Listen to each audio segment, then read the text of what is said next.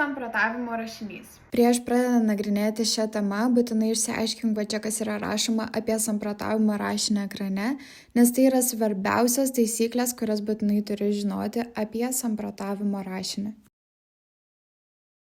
Tema: ar technologijų amžiuje žmogus nepraranda ryšio su savimi?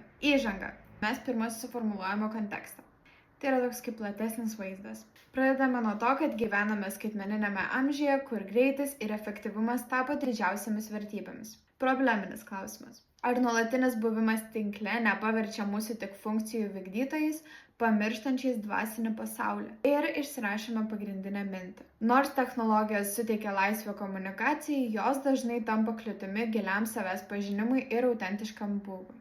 Dėstymo pastraipa. Tema: darbas ir žmogaus nuvertėjimas. Tai pirmiausias teiginys. Moderniame pasaulyje žmogus dažnai tampa tik mechanizmo dalimi, o technologijas gali gniuždyti kūrybiškumą. Tarkim, literatūrinis pavyzdys. Antanas Škėma, Balta drobulė. Pagrindinis veikėjas Antanas Garšva dirba Niujorko viešbutyje liftininku. Jis visą dieną važinėja aukštyn žemyn, dėvi uniformą ir yra tik numeris 87. Jis jaučiasi kaip mašina. Nors jis yra poetas, tas mechaninis darbas ir modernus miestas jį gniuždo. Taip ir mes šiandien, jei tik vykdome funkcijas ekranuose, prarandame savo kūrybiškumą ir laisvę. Dėstymo pastraipa. Vidinis susvetėjimas ir ramybės trūkumas. Teiginys. Skaitmeninis triukšmas atima progą pabūti tyloje, kuri būtina moraliniam stuburui susiformuoti.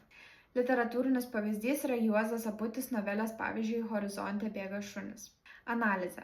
Aputis pabrėžė dvasinio trapumo ir vidinės šviesos saugojimą agresyviame, besikeičiančiame pasaulyje. Moderniame amžiuje mes bėgame kaip tie šunys horizonte, nebemokėdami sustoti ir pajusti kito skausmo ar savo paties sąžinės balso. Smurtas, tiek fizinis, tiek dvasinis, technologinis, griauna senasias humaniškas vertybės. Na ir išvada: dėl gebėjimo sustoti ir pajusti dvasinį ryšį su aplinka, žmogus tampa pažeidžiamas ir emociškai tuščias.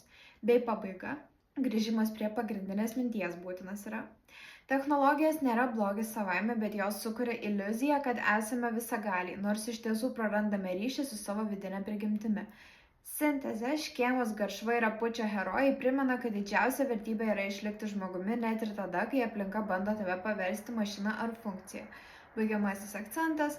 Svarbu ne tai, kiek technologijų turime, o tai, ar už ekrano dar liko mąstanti ir jaučianti asmenybė. Tad nepamiršk dar labiau pasikonsultuoti su Astra jei apie visą šitą samprotavimo rašinį ir šiaip apie kūrinius, autorius ir panašiai, nes čia buvo tik tais visiškas kaip planelis, ką galėtum rašyti, bet tau neužteks tiek žodžių parašyti, turi parašyti